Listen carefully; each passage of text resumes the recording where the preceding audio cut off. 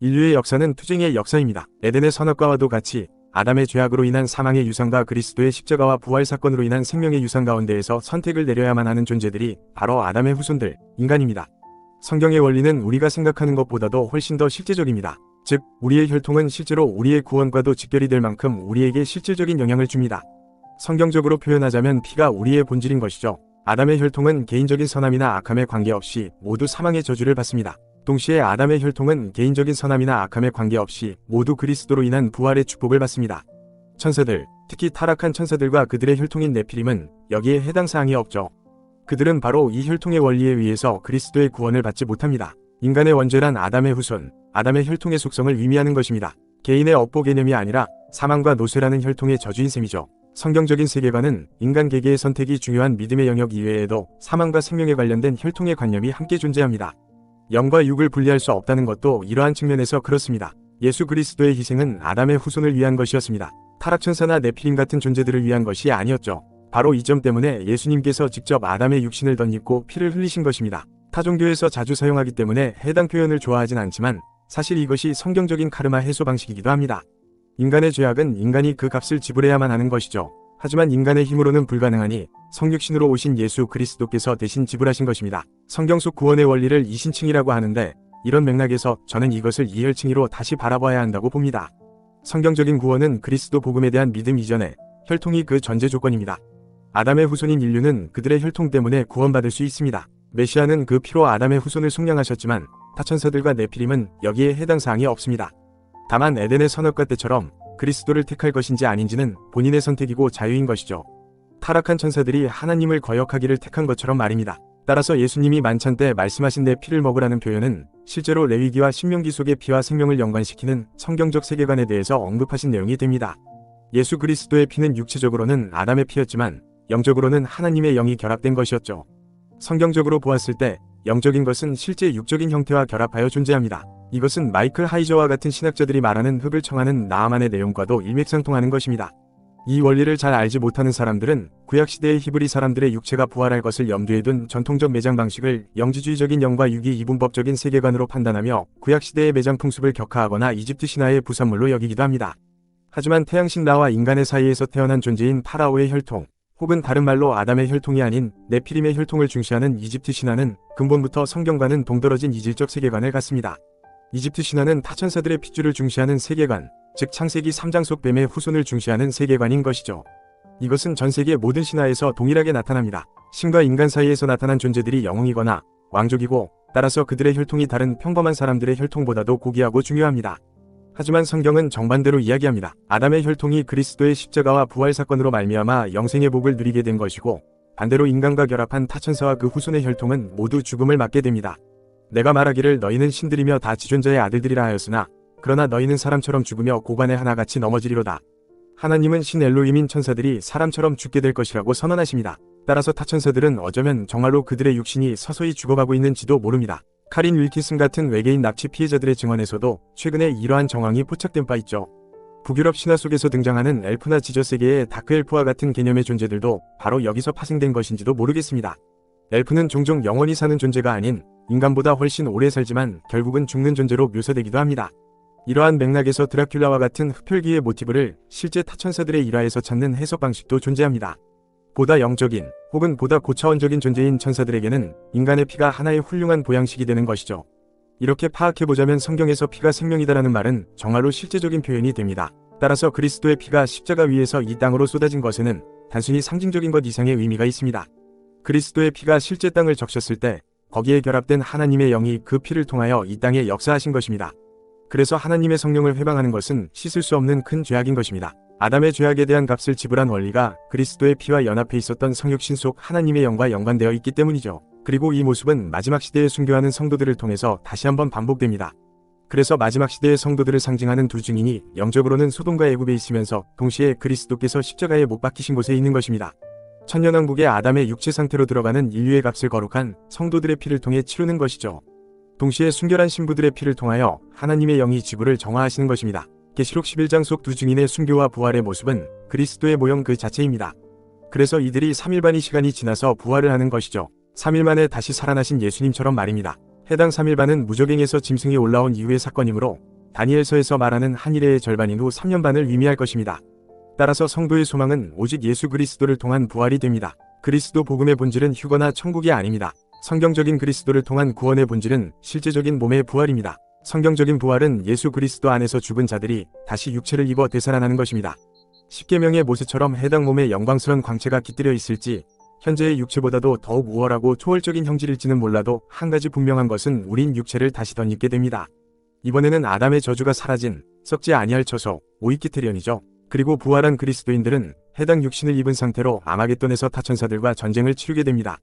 따라서 아마겟돈은 진짜 무기들로 싸우는 전쟁입니다. 다만 예수님께서 다 끝내시기 때문에 그때 부활한 사람들에게 정확히 어떤 역할이 있을지는 모르겠습니다. 천년왕국 이후로 무적행에서 풀려난 사탄은 오늘날처럼 영과 육이 이원화된 개념들을 활용해서 사람들을 선동하고 예수님과 하나님을 대적하는 곡과 마곡을 치르게 될 것으로 보입니다.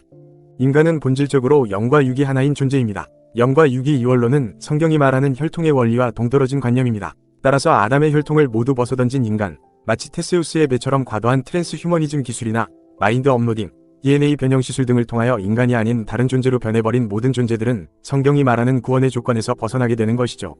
이는 에녹서와 창세기 6장 속 천사들이 자신의 처소인 오이키테리언을 자기 멋대로 벗어던진 죄악과 근본적으로 동일한 죄악입니다. 노아가 당대에 완전한 자라고 불렸던 것도 그의 육체, DNA까지도 흠없이 보존되었기 때문이죠. 앞으로 트랜스 휴머니즘 기술이 정말로 현실화된다면 인간의 영을 육체와 분리해서 바라보는 비성경적인 관념들이 각종 재난으로 불구가 된 사람들을 도와준다는 훌륭한 목적의 인본주의와 함께 밀고 들어와 진리로 둔갑하게 되는 일들이 벌어지게 될 것입니다. 이러한 성경적인 혈통과 구원 간의 대척점에 존재하는 것이 진화론과 윤회입니다. 이 둘은 모두 인간이 다른 생명들과 동일하다는 관념을 우리들에게 주입한다는 것이 특징이죠. 즉, 해당 진화론과 윤회 속에서는 하이브리드인 네피림의 생명도 인간과 동일하게 소중하고 존중받아야만 하는 것이 됩니다. 이러한 관점으로는 여호수아서에서 나오는 가나안 족속 진멸의 배경이나 원리를 전혀 이해할 수 없죠. 진화론이나 윤회관 속에서 모든 생명은 잠재적으로 인간의 또 다른 모습일 수 있기 때문에 모두 인간과 동등하게 소중한 것이니까요. 이 개념은 초기 기독교 시절 이집트에서 형성된 영지주의, 에세네파를 거쳐서 성 어거스틴 신학에서 네피림을 부정하는 비초자연주의 관념과 함께 개신교 내부에도 들어와 있습니다. 영과 육을 분리해서 바라보는 관념 혹은 혈통의 원리를 원천적으로 부정하면서 이스라엘 민족을 현대의 교회가 완전히 대체했다고 바라보는 대체신학이 그것이죠. 현대의 알리아를 부정하게 만든 원흉이 바로 대체신학입니다. 또 서구권 사회에 만연한 반유대주의의 뿌리도 바로 대체신학입니다. 대체신학은 그리스도의 구원과 성경적인 혈통의 원리를 제대로 이해하지 못한 결과입니다. 대표적인 것이 아담의 죄악으로 인한 사망이죠. 이것은 개개인의 죄악과는 별개의 것으로 인간이 스스로 노력하여 씻을 수 없는 죄에 해당합니다. 예수님이 죄를 사하여 주사 신체적 장애를 치료받았던 복음서 속 많은 인물들도 결국은 나이가 차고 늙고 노쇠하여 죽음을 맞았습니다. 사망은 아담 한 사람으로 인해 나머지 모든 인류가 함께 그 대가를 치러야만 하는 혈통의 저주입니다. 예수님께서는 이런 인류를 대신하여 아담의 죄의 값을 본인께서 직접 흘리신 피로 지불해 주셨습니다. 그래서 예수님의 십자가와 부활로 인하여 나머지 모든 인류가 사망에서 생명으로 옮기게 되는 혈통의 축복을 받게 된 것이죠. 또 이스라엘의 초대 왕인 사울은 비록 그가 하나님을 떠나서 그의 촛대가 다윗에게 옮겨진 상황이었음에도 사울의 목을 베었던 아말렉 병사는 하나님의 기름 부음 받은 사람을 해한 죄로 처형당했습니다. 오늘날 타천사들에 의한 외계인 납치 같은 사건들이 특정 혈통을 중심으로 발생하는 패턴이나 영적인 존재들을 보게 되는 신기가 집안 대대로 전해져 내려오는 등 영적 세계는 철저하게 혈통의 원칙을 따릅니다. 성경적으로 피는 영과 육이 세계와 마찬가지로 단순하게 이원화해서 볼 수 있는 게 아닙니다. 따라서 하나님의 축복을 받은 이스라엘 혈통, 유대인의 DNA는 실제로 성경적으로 유의미한 것입니다. 이는 하나님의 언약이 함께하는 핏줄이기 때문에 그렇습니다. 이 약속은 파기된 적도 없고 이스라엘 민족이 예수 그리스도를 대적해서 없어진 게 아니라 도리어 하나님과의 언약을 저버려서 저주를 받게 된 유대인 혈통 속에는 하나님의 축복과 저주가 동시에 공존하는 상태인 것입니다. 때문에 유대인을 향한 하나님의 축복과 저주는 성경적인 혈통의 원리에 따라 지금도 여전히 그 핏줄에 흐르고 있습니다. 하나님이 유대인과 맺으신 모든 언약이 오늘날 무효하다면 그들은 더 이상 반유대주의에 시달릴 이유도 없습니다. 교회로 다 대체되었으니까요. 하지만 오늘날 반유대주의는 더욱 더 커져만 가고 있죠.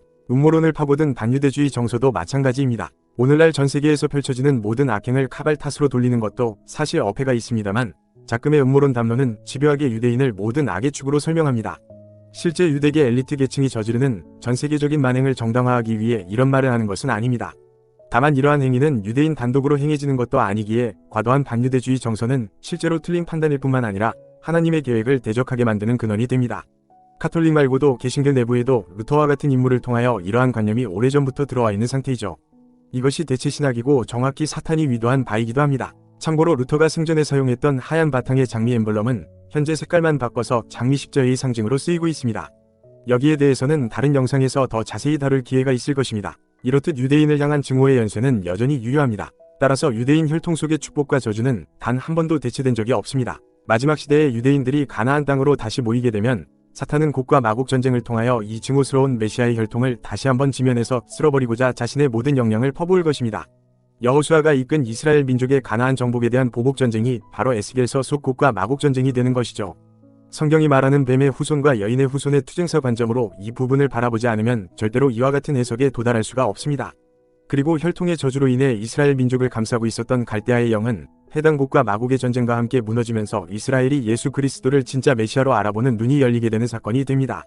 영적 세계와 물리적 세계가 결코 분리되어 있지 않다는 사실을 상기하시길 바랍니다. 나아만의 흙이 중요한 영적 세계의 매개였듯이 현재 이스라엘 땅도 이스라엘 혈통만큼이나 중요한 곳이며 영적 장소인 것입니다. 이스라엘은 혈통적 의미로도 실제 지리적인 의미로도 결코 교회에 의해서 대체된 적이 없습니다. 만약 이스라엘을 오늘날 교회가 완전히 대체했다면 이러한 사탄의 증오는 모두 그리스도인이 받아야 합니다. 따라서 에스겔서 속곡과 마곡의 이스라엘도 현대의 교회가 대신해야 합니다. 많은 대체신학 목회자들이 유대인의 축복을 교회가 받았다고 하는데 이스라엘을 교회가 완전히 대체했다면 에스겔서의 곡과 마곡의 재난도 교회가 대신해야 맞는 것입니다.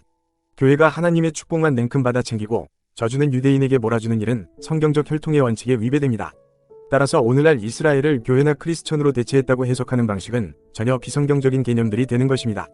바로 이런 점들로 인해 알리야는 지극히 성경적인 운동입니다. 오늘날 허울뿐인 유대인 혈통에 집착하는 근본주의 목회자들의 맹목적인 유대인 추종이 절대로 아닙니다.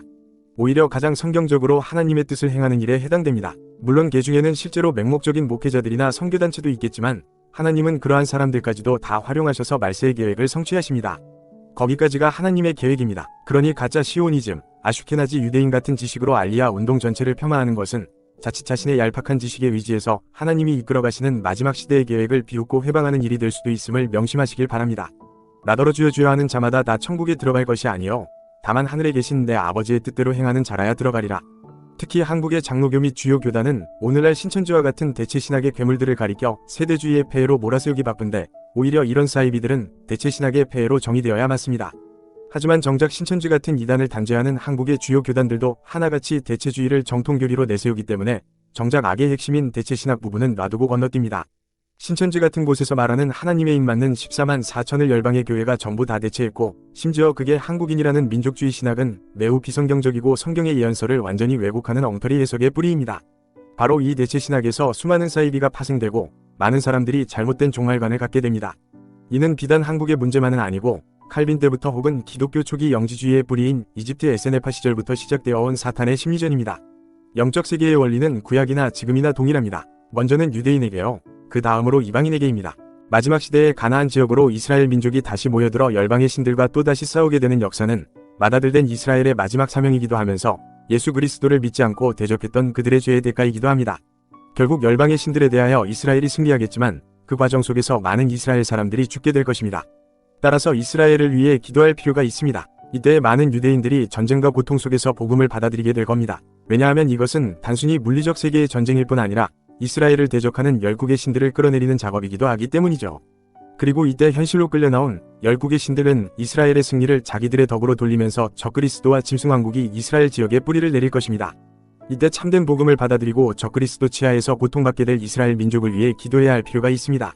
아말렉과 싸울 당시에 모세를 도와줬던 아론과 훌이 필요한 시점입니다. 그러므로 교회된 성도는 이스라엘의 회복과 안녕을 축복하고 기원할 책무가 있습니다. 단순히 유대인이 특별하고 메시아 혈통이어서가 아니라 그들을 통하여 성취될 하나님의 계획이 있기 때문에 그렇습니다. 하나님의 계획을 축복하는 우리들이 되길 기원합니다. 그것이 아버지의 뜻을 헤아려 행동하는 성숙한 아들들의 자세일 것입니다. 철없는 탕자를 그저 경멸하고 멸시하기만 해서는 돼지떼지기밖에 될 수 없습니다. 아담의 후손과 그들의 피를 통하여 성취될 놀라운 하나님의 일들을 기다리는 천사들이 하늘에 남아있는 천사들인 것처럼 우리들 또한 아직 돌아오지 못한 이스라엘 민족과 열방에 대하여 기다릴 줄 아는 성숙한 소양을 갖춘 성도들이 되어야 할 것입니다. 단 지파의 이야기에 앞서서 혈통의 원리를 말씀드리는 이유는 단 지파가 이스라엘 민족이기 때문입니다. 해서 단순히 선과 악의 구도로 단 지파를 악으로 규정하고 선입견으로만 바라보아서는 역사 속에서 활약하는 이들의 이중적인 모습에 대해서 제대로 이해할 수 없습니다. 단 지파는 분명 사탄의 꾀임에 넘어가 페니키아인들과 연합한 하나님을 저버린 민족이지만 동시에 하나님은 그러한 단지파의 후손들을 사용하여 열방의 그리스도 복음의 전파자들로 세우셨습니다. 이는 먼저는 유대인에게요, 그 다음 이방인에게라는 성경의 원리가 단지파에게도 여전히 유효한 것을 나타내는 것이기도 합니다. 이것이 하나님이 정하신 혈통의 원리입니다. 우리는 하나님의 아들들과 아담의 후손이라는 두 가지 다른 혈통의 관점으로 인류의 역사를 되돌아볼 필요가 있습니다. 해당 관점을 통해서 우리가 여지껏 배워왔던 많은 역사들이 보다 더욱 성경적인 관점으로 재정립될 뿐만 아니라 이 세상의 진정한 모습들을 우리에게 비춰주기 때문입니다. 뱀의 후손과 여인의 후손의 전쟁사, 네피림과 인류의 전쟁사는 역사를 다시 바라보게 해주는 성경적 관점이면서 인간에 대한 정의를 다시 할 수 있도록 만들어주는 열쇠가 됩니다. 하나님의 천지창조 이후 토후와 보후의 혼돈과 공허 시대를 거쳐 재창조된 지구에 등장한 아담은 최소한 네안데르탈인 이전 시대에 속한 존재로 보입니다. 다른 말로 네안데르탈인도 아담의 혈통인 것이죠. 아담의 계보는 셈의 계보와 마찬가지로 총 10명씩으로 묶어서 서술하여 복음서에서 서로 숫자가 다른 예수님의 족보와 같이 족보학적인 관점으로 쓰였을 뿐만 아니라 실제로 성경 판본마다 아담의 후손들이 태어나는 연대가 다릅니다. 성경의 원본은 대부분의 성경 사본의 원전인 마소라 본문 외에도 사해사본과 70인역이 존재합니다. 하지만 70인역이 말하는 아담의 후손의 탄생 연대와 마소라 본문이 말하는 아담의 후손 연대는 서로 차이가 있죠. 실제로 마소라 본문의 창세기 5장에서는 아담이 130세에 셋을 낳았고 800년을 지내면서 자녀를 낳았다고 합니다만 70인역에서는 아담이 230세에 셋을 낳았고 700년을 지내다 930세에 죽었다고 합니다. 70인역과 마소라 본문의 이러한 차이는 그 뒤로도 이어져 보합 1000년 이상의 차이가 나는 연대를 형성하게 되죠. 다시 말해 70인역이 전하는 아담부터 현대 인류까지의 연대와 마소라 본문의 연대는 서로 전혀 다릅니다. 70인역도 신뢰할 수 있는 독자적인 원본성을 갖춘 성경 본문입니다. 이 연대에 대한 내용은 사해사본을 살펴보아도 아담의 족보 부분이 소실되어 있기 때문에 어느 쪽이 원본에 가까운 것인지 확인할 방법도 마땅치 않죠. 또한 마소라 본문의 경우에는 수비학적인 관점을 지켜내고자 아담의 족보와 같은 곳에서 의도적으로 숫자를 변경한 것으로 파악되는 부분들이 나타나기도 합니다. 이것 이외에도 마소라 본문은 신명기 32장 8절의 내용을 하나님의 아들들에서 이스라엘의 아들들로 변경한 사실이 드러난 문헌이죠. 사해사본 덕분에 이러한 내용이 밝혀진 바 있습니다. 이러한 점들이 제가 성경의 족보를 있는 그대로 더하여 생각하지 않는 이유이기도 합니다. 물론 반드시 저처럼 바라보실 필요는 없습니다. 성경적 혈통의 원리에 위배되는 진화론 같은 명백한 오류만 쫓지 않으면 되기 때문입니다. 하지만 이러한 연대에 대한 유연성은 앞으로 나타날 소위 외계 존재들의 선동을 분별할 수 있도록 도와줄 것입니다. 고고학계에서는 새로운 유물이 발굴되면 특정 연대가 수백 년 수십만 년을 껑충껑충 널뛰게 하는 일도 비일비재합니다. 또 진화론 프레임으로만 증거를 해석하는 현대 화석학을 모두 신용할 수도 없죠. 하지만 최소한 지구 6000년설을 신뢰하기는 어려워 보입니다. 여기에는 다양한 이유들이 있지만 크게 몇 가지를 꼽자면 초고대 문명이 멸망하게 된 범지구적 대재앙이 일어난 연대가 13,000년, 1만 년 사이로 추정되는 점, 최소 10만 년 이상을 거슬러 올라가는 네안데르탈인의 유전 형질이 오늘날 현생 인류에게도 남아있다는 점과 현대에도 피라미드와 같은 초고대 문명의 거석 구조물들이 하늘의 별자리들과 정확하게 정렬을 이루고 있다는 점이 있습니다. Well, let's move on then and talk about some of the cultural evidence that Neanderthals were human. What do we know from their behavior and culture and so forth? Well, first of all, we have to understand that everything has changed. Most people aren't aware of what has changed. The amount of archaeological evidence we find associated with Neanderthals that points to them being human is astounding. It's not just a little bit. We have evidence that they may have painted in caves. They had the controlled use of fire. They searched the landscape for rare minerals and ground them up into powders, maybe for cosmetics. They buried their dead with flowers and ceremonial objects, sometimes with their heads pointing toward a sunrise. They clearly built shelters. They subdivided their caves into partitions and made a very good use of heat and fire. So it's not just a cold, damp place. They had skins and things like that. It's all sorts of crazy things that no one expected from these supposedly brutish half-ape people. They are clearly human. They even built hafted tools, that is like composite, like a wooden shaft with a stone tip or something like that. They also used a glue made out of birch bark by boiling down the birch bark, and they would actually glue their spear points to their spear shafts. So while the rest of the world was taking deer guts and stripping out the intestines and making line out of that and tying things to their spears, Neanderthals were using a super glue. Yeah, very good. So clearly all this behavior is consistent with them being made in God's image. Yeah. Let's just maybe conclude with talking more about some of the genetic evidence, because now we've been finding DNA, retrieving it from these ancient Neanderthal bones. And what does that tell us about their relationship to modern humans? Well, shockingly, it tells us that they were actually human. The earlier Neanderthal DNA evidences, they're looking at mitochondrial DNA, and they said, look, we found a mitochondria from Neanderthal, and it's not found in modern humans. Therefore, Neanderthals and modern humans must not have interbred. Mm-hmm. But then when they started sequencing the entire genomes of the Neanderthals, they realized that a lot of bits and pieces of Neanderthal are found in modern humans. In fact, about 60% of the Neanderthal genome is in modern people. And most people are, I don't know, most people who lived outside of Africa, we shall say, because Neanderthals didn't live in Africa, so it shouldn't be a surprise that they didn't leave any descendants. Well, there's no descendants of Neanderthals in Africa. They're pretty much all outside of Africa. But Yeah. 2 to 3% of our genomes, if you're non-African, come from Neanderthal. It doesn't sound like Yeah, a so lot. that means you and I, like our ancestors, some of them were Neanderthals. Yeah, If you go 2 back out of way every back. 100 ancestors. 네안데르탈의 특징으로 알려진 돌출된 눈썹뼈도 실제로는 고대 인류가 오랫동안 살았던 흔적으로 해석될 수 있습니다. 실제로 눈썹뼈는 일생 동안 계속해서 자라나는 부위이기 때문이죠. 네안데르탈인들의 유럽과 유라시아 대륙에 집중된 분포 또한 인류의 아프리카 기원설을 반박할 수 있는 좋은 자료이기도 합니다. 그리고 네안데르탈 시대까지 아담의 계보에 포함시켜 이해하게 되면 수십만 년 전으로 측정되는 각종 오파치도 어렵지 않게 역사에 포함시켜 이해할 수 있게 됩니다. 이 시기는 대홍수 이전이므로 초고대 문명 시기이거나 그 이전 시기에 해당합니다. 물론 진화론 측도 여기에 굴하지 않고 네안데르탈을 현대 인류 형성 역사에 포함하여 인류의 아프리카 기원설을 다시 설명하긴 합니다. 하지만 이러한 모습들을 통해서 이 또한 언제 바뀌게 될지 알 수 없는 진화론의 잠정적인 해석에 지나지 않는다는 사실만큼은 분명해지죠. 오늘날 전세계 거석 구조물들은 밤하늘의 별자리들과 정렬을 이루고 있습니다. 노아의 대홍수 시대를 오늘날 널리 알려진 13,000년 전이 대격변 시대로 보았을 때 만약 젊은 지구를 이야기하는 쪽의 주장대로 대홍수 때에 지각판 이동이 이루어졌다면 현재 밤하늘의 별자리들과 정렬을 이루고 있는 거석 구조물을 도저히 설명할 수 없게 됩니다. 판이 이동하고 나서 별자리들이 피라미드를 쫓아 이동했다는 해석 말고는 이 모순을 해결할 방법이 없죠.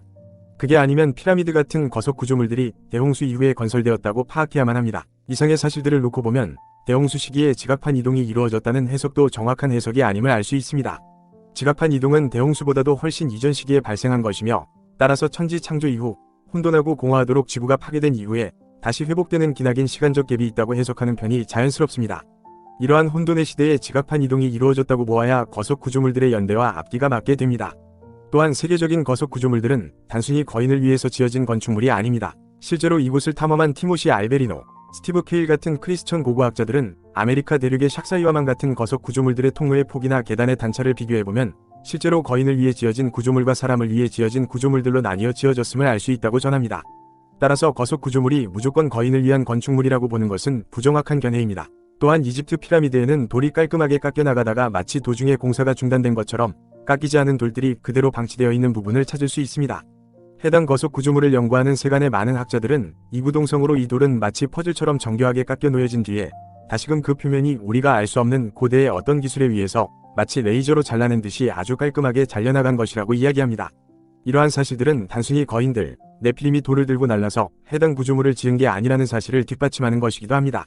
아무리 거인들이 돌을 장난감처럼 다룬다고 해도 돌의 표면을 칼로 자르듯이 잘라낼 수는 없습니다. 이것은 현대에도 발견되는 아프가니스탄, 솔로몬 제도 등지의 거인들의 생태나 그들이 사용했다는 도구의 수준으로는 도저히 흉내낼 수 없는 정교한 기술입니다. 이것은 타천사들의 기술로 만들었다고 보아야 더욱 앞뒤가 맞습니다. 그리고 현재 우리가 이집트 문명으로 이해하고 있는 피라미드 주변의 문명은 해당 피라미드를 발굴, 도굴해서 세워진 문명입니다. 즉 대홍수 이후의 사람들이 과거 초고대 문명의 유적지를 파헤쳐 그 위에 다시 세운 문명인 것이죠. 이집트 문명에게는 해당 피라미드를 세우는 데 사용된 돌을 다듬는 기술이 없었습니다. 실제로 이집트에는 거대한 석함이 존재하는데 해당 돌 표면 위에는 이집트인들이 각종 암각 세공을 시도한 흔적들이 남아있습니다. 하지만 줄 하나 똑바로 새기지 못해서 매우 삐뚤게 남아있고 도중에 세공을 포기한 흔적이 나타납니다.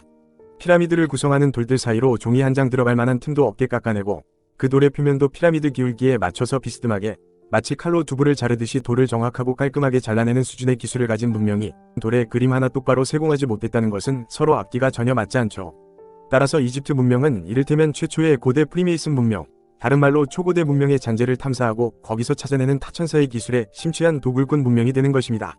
이는 프리메이슨의 선조로 취급받는 니무롯, 길가메시가 이집트 피라미드 지하의 비밀 금고에서 헤르메스가 발견한 비밀 지식을 전수받아 영웅적 존재로 변신하고 바벨탑을 쌓아 천국으로 향하는 포탈을 열고자 했다는 부분과도 연결되고 또 신정기사단 같은 현대 프리메이슨의 뿌리 조직이 유물 탐사팀에서 출발하는 모습과도 대단히 유사합니다. 또한 오늘날 장미십자회 같은 기독교 신비주의 단체에서 자신들의 기원을 이집트 문명에서 찾는 것과도 일맥상통하죠. 이는 성경에서 애굽의 영이라는 표현으로 계시록에 등장하기도 합니다. 그 성은 영적으로 하면 소돔이라고도 하고 애굽이라고도 하니 소돔과 고모라는 성경적으로 노아의 때와 동일한 타락천사들의 유전자 변형 죄악으로 인해 멸망한 도시들로 인식됩니다. 유다서, 베드로서 등에서 이러한 이해를 찾아볼 수 있고 에녹서 등의 외경에서도 그렇게 나타나죠. 그리고 애굽은 초기 기독교 시대와 경쟁했던 영지주의가 탄생한 지역이기도 합니다. 이집트 에스네파가 바로 그들이죠. 실제로 도마부금과 같은 영지주의 문헌이 발견된 장소는 이집트 나그한마디이고 이 지역 이름을 따서 나그한마디 문헌으로 부릅니다. 해당 문헌 중 이집트 복음서는 예수님이 아담의 아들인 셋의 환생이라고 이야기합니다. 또한 영지주의 정신의 정수인 소피아의 내용도 나그한마디 문헌에 나타나 있죠. 이 애굽의 영은 다른 영상에서 더 다뤄보도록 하겠습니다. A sensational find in Croatia in 1899 distorts the picture even more. Johannes Kosa visits the caves in Krapina. Nowhere have more Neanderthal bones been discovered. The Krapina site, what we think now, at this time of our knowledge, we think that we have between 75 and 80 individuals, based on dental sample. You know, if you study postcrania, your information might be somehow different. The find in Krapina gives rise to a gruesome suspicion. Did the Neanderthals who lived here really only eat meat from animals? Traces on bones suggest something terrible. Some people argue for cannibalism, so that you had accumulation because this was a place of where they perform cannibalism. What is the reason for cannibalistic behavior? We don't know. It could be ritual, it could be starvation. So again, Krapina is quite an unusual sample. You have also cut marks on the bones, so it seems to be that they somehow were butchered in some way. There's some ways, butchering, some way of they didn't respect their deaths. So they are butchering, burned bones again. But again, this idea of cannibalistic was quite well known for the Krapina sample because of this fragmentation, because of this many bones are just split, broken, fragmented. 영상 속 크라피나 동굴에서 발견된 뼈들을 우라늄 토륨 연대 측정한 결과 해당 유골들은 약 13만 년 전의 것으로 나타났습니다. 우리는 다양한 크리스천 학자들의 연구를 통해서 해당 식인 문화가 어디서부터 오는지 알고 있습니다.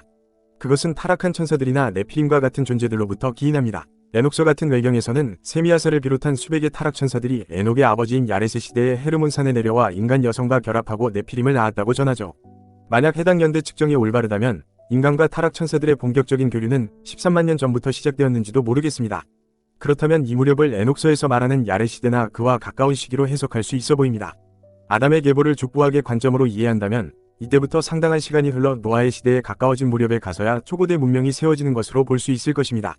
거석 구조물들과 함께 네피림 왕조가 출현하고 노아의 때가 시작되는 것입니다. 상당히 흥미로운 것은 네안데르탈인들의 식인 동굴이 발견된 지역은 크로아티아의 크라피나인데 바로 남쪽 국가인 보스니아의 유명한 보스니아 태양 피라미드가 존재한다는 사실입니다. 혹시 이 피라미드가 모든 초고대 문명과 노아의 때를 상징하는 최초의 하이브리드 왕조가 시작된 지점은 아니었을까요?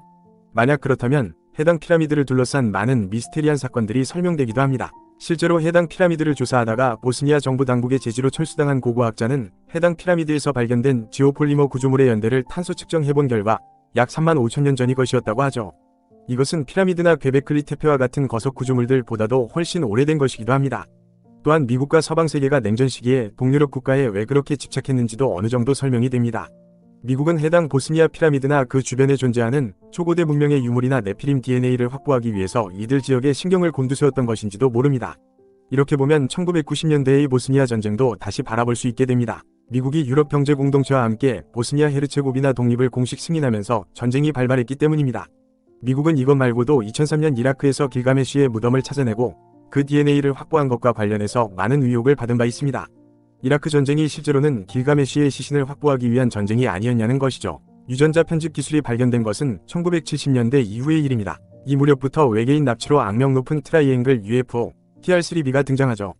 이것은 대표적인 역설계 UFO 피닉스 라이트의 초기 모델이기도 합니다. 보스니아 전쟁, 이라크 전쟁 모두 이러한 유전자 편집 기술이 발견된 이후의 일들입니다. 상당히 위미심장합니다. 한국도 앞선 네피림 DNA 채취 사례들과 궤를 같이하여 김대중 정부 시절에 금강산 개발과 함께 북한 체제가 좀 더 연명할 수 있었던 것으로 추정되는 사건이 존재합니다. 해당 내용은 단 지파 이야기 한국 파트에서 더 자세히 다루겠습니다. 이렇듯 세계의 역사는 단순한 권력 게임만으로는 모두 설명되지 않는, 보이지 않는 세계와 연관된 부분이 나타납니다. 특히 네피림과 같은 타락한 존재들의 혈통과 관련해서 이야기를 추적해보면 인류가 해당 존재들과 끝없는 투쟁과 상호작용의 역사를 걸어왔음을 알게 됩니다. 성경은 바로 이 혈통전쟁을 우리에게 전하는 책입니다. 당시에 신할왕 아므라벨과 엘라살왕 아리옥과 엘람왕 그돌라오멜과 고임왕 디다리, 소돔왕 베라와 고모라 왕 비르사와 아드마 왕 시납과 스보임왕 세메벨과 벨라 곧 수알왕과 싸우니라. 성경은 인류가 벌이는 최초의 전쟁을 그돌라오멜 왕의 전쟁으로부터 시작해서 묘사합니다. 이는 성경에서 처음으로 소개되는 인류의 전쟁입니다. 왜 하필 이 전쟁을 자세히 전했을까요? 아브라함의 조카 롯이 납치된 전쟁이어서? 물론 그것도 한 가지 이유겠습니다만 해당 전쟁에는 그보다 좀 더 깊은 내막이 존재합니다. 그돌라오멜이 전쟁을 진행한 민족들의 이름을 살펴보시면 하나같이 신명기와 여호수아서에서 네피림과 연관된 민족들로 등장한다는 사실을 알 수 있게 됩니다. 제14년에 그돌라오멜과 그와 함께한 왕들이 나와서 아스드롯 가르나임에서 르바 족속을, 함에서 수스 족속을, 사회기랴다임에서 엠 족속을 치고 호리 족속을 그 산 세일에서 쳐서 광야 근방 엘바랑까지 이르렀으며 그들이 돌이켜 엠미스바 곧 가데스에 이르러 아말렉 족속의 온 땅과 하사손담 아래 사는 아모리 족속을 친지라. 르바 족속, 수스 족속, 엠 족속, 호리 족속, 아말렉 족속, 아모리 족속 등 모두 하나님께서 여호수아에게 전멸시키라고 명령하신 족속들이죠. 또한 세일산 근방은 에돔 지역으로 이후에 야곱의 형인 에서에게 주어져 호리 족속을 몰아낸 지역이기도 합니다. 그래서 하나님은 여호수아에게 해당 세일산 지역은 에서 민족에게 주어진 땅이니 건들지 말라고 말씀하시죠. 이 시기는 아브라함이 하나님께 언약을 받게 되는 기원전 2100년에서 1800년경으로 세계적으로는 청동기에 해당합니다. 그리고 비슷한 기원전 2500년경 무렵 동양에서는 탕록전투 같은 또 다른 네피림 전쟁이 있었던 것으로 전해집니다. 가나안을 비롯하여 전 세계에 나타나는 고인돌들도 대체로 기원전 2500년에서 1000년경 무렵의 구조물들입니다. 또 타천사들과 교류한 흔적으로 볼 수 있는 가나안 민족의 소용돌이 무늬 도자기도 기원전 2500년 무렵부터 내려오던 것들이죠. 이때 인류는 전 세계 곳곳에서 바로 네피림과 전쟁을 치르고 있었던 것으로 보입니다.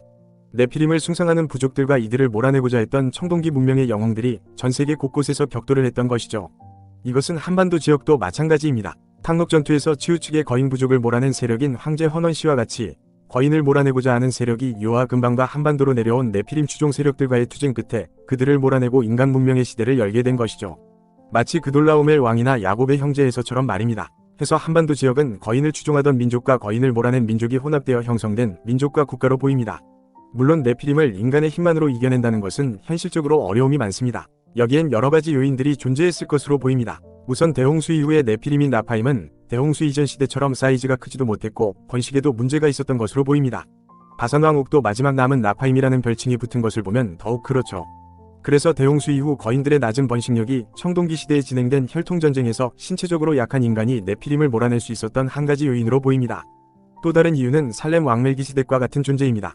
해당 인물은 대단히 미스터리한 존재인데요. 이 인물이 정확히 무엇이었는지에 대해서는 다양한 해석들이 존재합니다. 혹자는 멜기세덱에 대하여 사용된 지극히 높으신 하나님의 제사장 같은 표현이나 히브리서에서 예수님을 가리켜 멜기세덱의 반차를 따른 제사장으로 표현하는 내용들을 토대로 멜기세덱이 구약시대의 인간의 모습으로 이 땅에 오신 예수 그리스도였을 것이라고 해석하기도 합니다.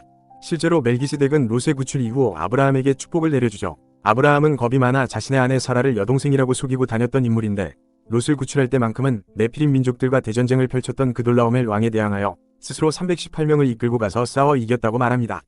이 부분이 논리적으로 대단히 앞뒤가 안 맞는 부분인데 만약 멜기세덱이 구약시대의 예수님의 현신이었고 그러한 예수님께서 아브라함의 편에 서서 함께 싸우신 결과로 아브라함 측이 승리하게 된 것이라면 아브라함이 네피림 전쟁을 치를 만큼 강력한 그돌라오멜 왕을 격파하고 롯을 구출하는 내용이 앞뒤가 맞게 됩니다. 이러한 해석은 청동기 시대에 단순히 인간의 힘만으로 거인을 몰아내진 않았으리라는 추론도 가능하게 해줍니다.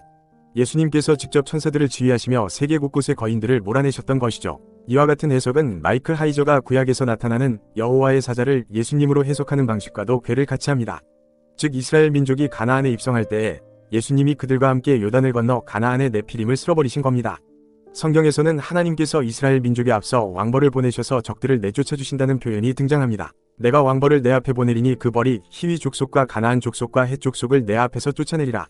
내 하나님 여호와께서 또 왕벌을 그들 중에 보내어 그들의 남은 자와 너를 피하여 숨은 자를 멸하시리니 내가 왕벌을 너희 앞에 보내어 그 아모리 족속의 두 왕을 너희 앞에서 쫓아내게 하였나니 너희의 칼이나 너희의 활로서 이같이 한 것이 아니면. 해당 표현의 원문은 말벌이고 독특하게도 이 표현은 히위 족속, 가나안 족속, 헷 족속, 아모리 족속의 두 왕 등 모두 이스라엘 민족이 네피림 족속과 싸울 때에 사용되었습니다. 바로 이 왕벌이 구약 속 여호와의 사자로 해석되는 부분입니다. 예수님이 오시기 이전까지 유대교에 존재했던 하늘의 두 권세 사상이 바로 이 내용이죠. 인자 같은 이가 하늘 구름을 타고 와서 옛적부터 항상 계신 이에게 나아가 그 앞으로 인도되매 예수께서 이르시되 네가 말하였느니라 그러나 내가 너희에게 이르노니 이후에 인자가 권능의 우편에 앉아있는 것과 하늘 구름을 타고 오는 것을 너희가 보리라.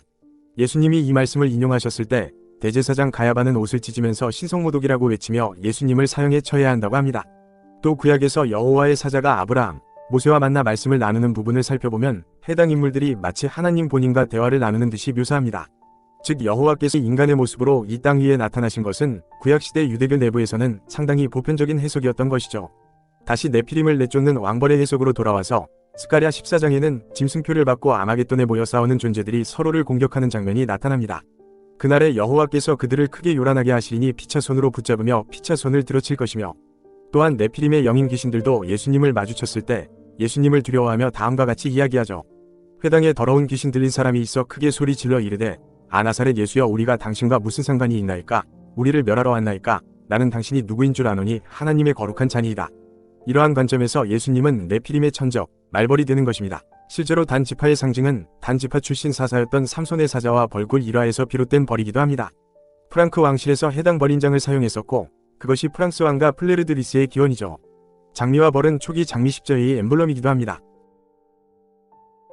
그리고 외계 납치 피해자들이나 채널러들의 증언을 토대로 타천사들과 네피림이 텔레파시를 주로 사용하는 것을 알 수 있습니다. 이러한 특성을 현대적으로는 흔히 하이브 마인드와 같이 표현하기도 합니다.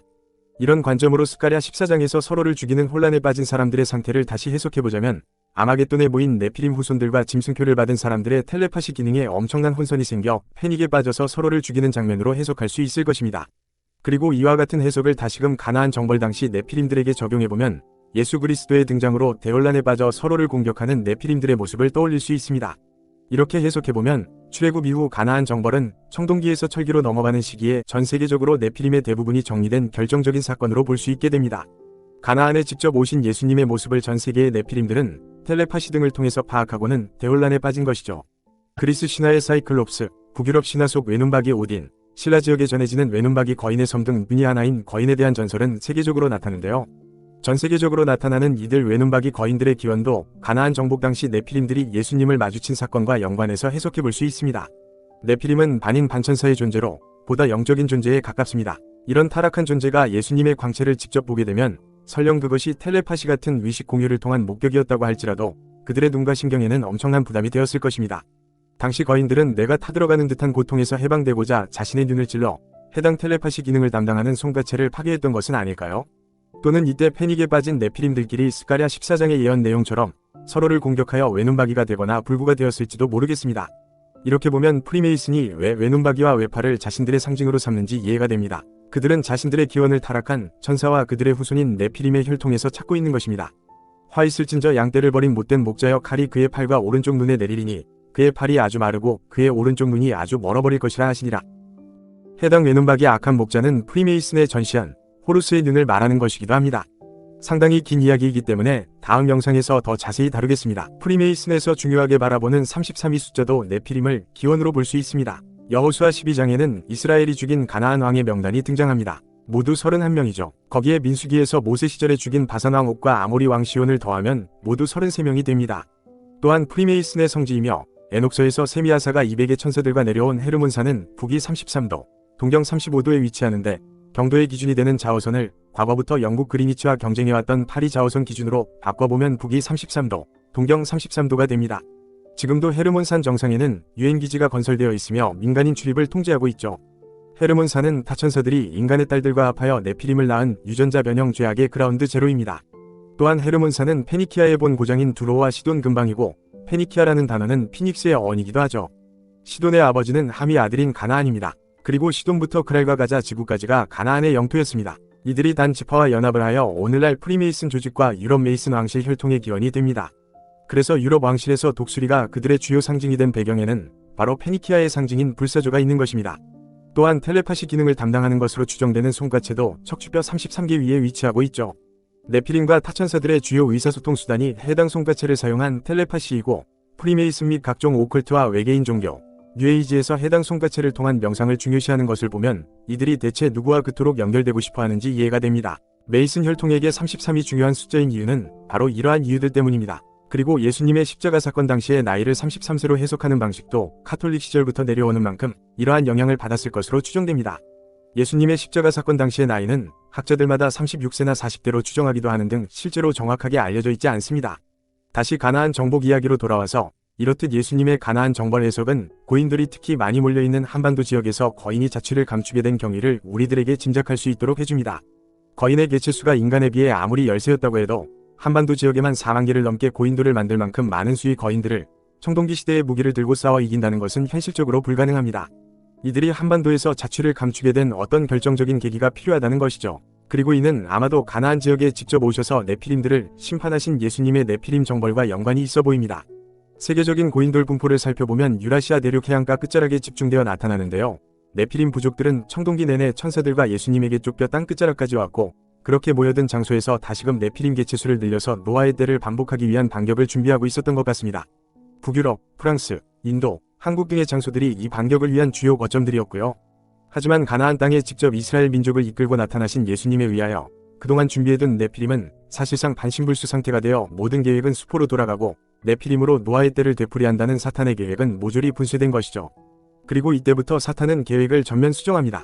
하나님의 선택받은 민족을 타락시키고 자신의 혈통을 뒤섞은 존재로 만들어 인간들 사이에 숨어 들어가서 인간 사회를 자신의 원하는 방향으로 끌고 가는 비밀 결사 체제로 전환하는 것이 그것입니다.